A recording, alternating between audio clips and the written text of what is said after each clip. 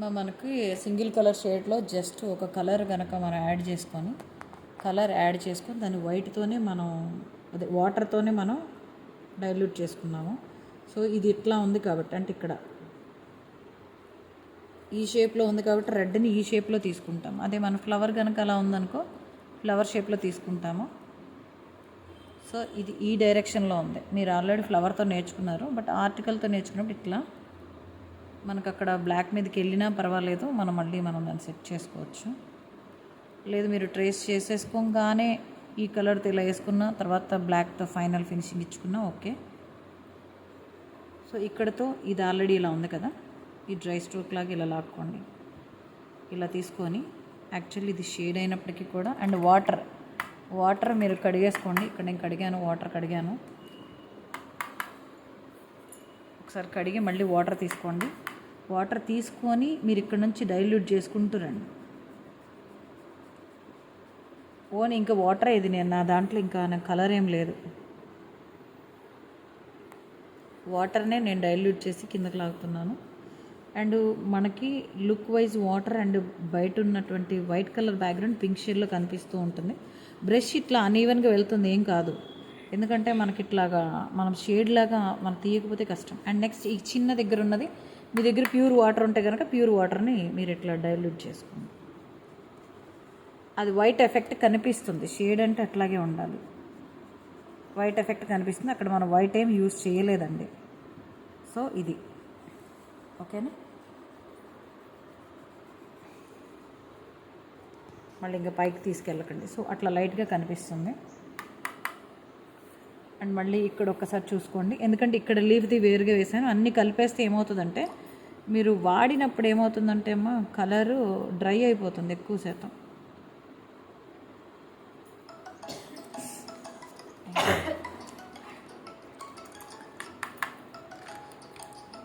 ఇక్కడ కూడా అంతే, కొంచెం కలర్ చూసుకోండి. అండ్ వాటర్ బ్రష్కి బాగా కడుక్కోవాలి. కడుక్కున్న తర్వాత వాటర్తో ఇలా డైల్యూట్ చేసుకోండి. మీకు ఒకవేళ ఎప్పుడైనా సరే కలర్ ఎక్కువ అయిపోయిందంటే లిఫ్టింగ్ టెక్నిక్ అంటారమ్మా. కలర్ని ఇలా లిఫ్ట్ చేసేసేయడం. అక్కడ ఇంకేం కలర్ వాడకూడదు మీరు. ఇప్పుడు చూడండి, మళ్ళీ గబుక్క నేను బ్రష్ పెట్టగానే దగ్గరికి వచ్చింది. కలర్ని లిఫ్ట్ చేసేసుకోవాలి. లిఫ్టింగ్ టెక్నిక్తో కలర్ తీసేయాలి. ఆ వైట్ కలర్ బాగా కనిపించాలి, కొంచెం షేడ్ అనేది కనిపించాలి కదా ఎఫెక్ట్లో. మళ్ళీ మీరు డ్రై అయిపోతుంటే మాత్రం తీసుకోదు, కలర్ లాగేసుకుంటుంది. ఓకేనా. ఇట్లాగా స్ప్రెడ్ డౌన్ అయ్యకుండా చూడండి. మీరు ఇది యూజ్ చేసుకునేటప్పుడు గుర్తుపెట్టుకోండి, ఈ ఇక్కడ ఎండిన తర్వాత ఇది వేయండి, లేకపోతే మనం బ్రష్ పెట్టినప్పుడు ఇది కూడా వచ్చేస్తుంది బయటికి. సో మేము యూజ్ చేసుకునేటప్పుడు ఏంటంటే ఒక కలర్ ఒక పార్ట్ అయిన తర్వాత ఇంకో పార్ట్ని తీసుకుంటాం. సో ఇక్కడ మనకి ఇదంతా వచ్చేసింది కదా, ఇదంతా వచ్చేసిందని మీరు ఏం చేయొద్దు. ఈ రెడ్ కూడా డైల్యూట్ మొత్తం రెడ్ కూడా డ్రై అయిపోతుంది. అయిపోయిన తర్వాత మనం మళ్ళీ బ్లాక్తో జాగ్రత్తగా ఫిల్ చేసుకోవచ్చు. ఇక్కడ 2 టెక్నిక్స్ మీకు ప్రతిదీ చెప్పేటప్పుడు. ట్రేస్ చేసుకొని బ్లాక్ కలర్ స్కెచ్ మనం పెన్సిల్తో వేసేసుకున్న తర్వాత దీన్ని మామూలుగా డైల్యూట్ చేసుకొని ఇది వర్కౌట్ చేసేసిన తర్వాత బ్లాక్తో మనం ఫిల్ చేసేసుకోవచ్చు. లేదు బ్లాక్ వరకే మనం ఫిల్ చేసేసుకొని ఇప్పుడు చూస్తున్న టెక్నిక్ తీసుకొని ఈ రెడ్ని యూజ్ చేసుకోవచ్చు. అండ్ ఇక్కడ కూడా చాలా జాగ్రత్తగా చూసుకోండి. చాలా చిన్నది ఒక సైడ్ యూజ్ చేయండి. ఒక సైడే ఉండాలి షేడ్ ఎప్పుడు. అంటే ఒక లైట్ వేస్తే మనకి ఏ ఎఫెక్ట్ వస్తుంది, సో ఆ ఎఫెక్ట్ ఒక సైడే యూజ్ చేయండి. మన బ్లాక్ మీద పడినా ప్రాబ్లం ఏం లేదు. సో ఒక సైడ్ మాత్రం యూజ్ చేయండి. జస్ట్ ఒక సైడ్ యూజ్ చేయండి. అండ్ నెక్స్ట్ ఇదంతా కూడా బ్రష్ మళ్ళీ కడిగేసేసి, అండ్ మీరు మామూలుగా ఎట్లా అయితే వాటర్ డైల్యూట్ చేసుకుంటున్నారో, ఎందుకంటే ఇది జాగ్రత్తగా ఇంత చిన్న హోల్స్లో మనం వేయలేము. కానీ కలర్ అనేది ఈ వాటర్ అండ్ కలర్ అనేది మెర్జ్ అయిపోవాలి. మీకు ప్రాబ్లం ఉంటే ఒక 2-3 వాటికి కలిపి వేసుకోండి, ఆటోమేటిక్గా ఇది మెర్జ్ అయిపోతుంది.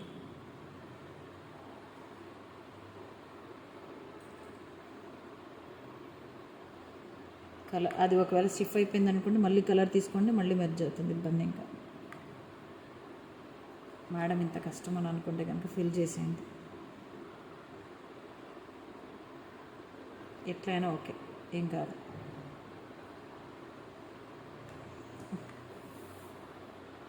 ఈ కలర్ షేడ్స్లో చూసుకోండి ఒకసారి.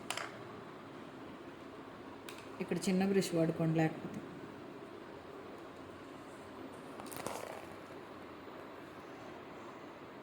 రౌండ్ బ్రష్ యూస్ చేసుకోండి దాని వరకు.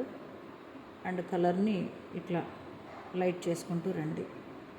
కలర్ కలిసిపోయింది అని అనుకుంటే మాత్రం బ్రష్ మీరు క్లీన్ చేయండి అండ్ వాటర్ టెక్నిక్తో యూస్ చేయండి. ఇట్లా యూస్ చేసుకోండి, కలర్ వేయండి.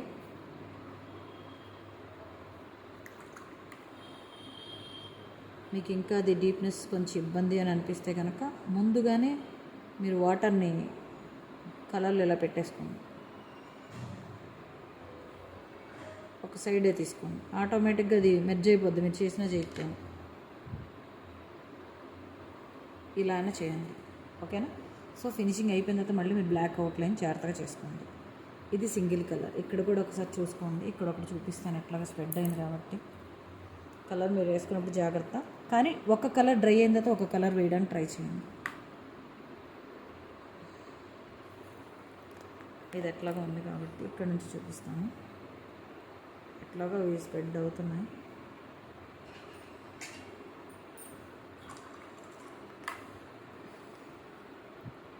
దీన్ని ఏం చేయకండి, ఓన్లీ వాటర్తోనే స్ప్రెడ్ చేయండి. ఆ ఖాళీని ఎక్కువ టైం ఇవ్వద్దండి, అది గబుక్కున వెళ్ళి ఫిక్స్ అయిపోతుంది. స్ప్రెడ్ అవుతుంది మాత్రం జాగ్రత్తగా చూసుకోండి. ఒక్కసారి వాటర్ బ్రష్లో ఉంచకుండా చూసుకోండి. ఎలాగో దాన్ని ప్రాబ్లం వచ్చింది కాబట్టి మళ్ళీ మనం క్లియర్ చేద్దాం. బ్రష్లో వాటర్ ఉండకుండా చూసుకోండి.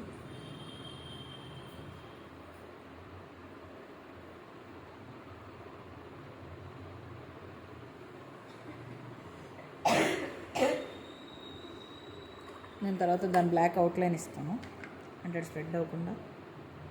ఇది ఇక్కడ వరకు స్ప్రెడ్ చేసుకోండి లైట్గా,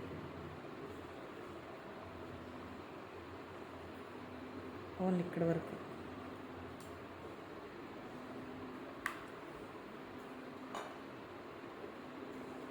ఎక్కువ కలర్ తీసుకోకండి, బ్రష్ మీ కంట్రోల్లో పెట్టుకోండి. ఇదంతా మనం అవుట్లైన్ అయిపోయిన తర్వాత ఏమైనా మిస్టేక్స్ వచ్చినాయి కూడా ఏమైనా ఉంటే కూడా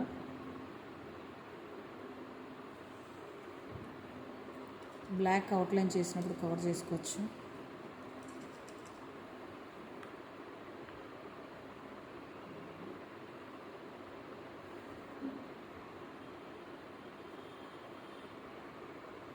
మరీ ఎక్కువ స్ప్రెడ్ అవుతుంటే కొంచెం ఒకసారి బ్రష్కి కొంచెం టైం ఇవ్వండి. ఆ కలర్కి టైం ఇస్తే కొంచెం డ్రై అవుతుంది, అప్పుడు మనం కవర్ చేసుకోవచ్చు.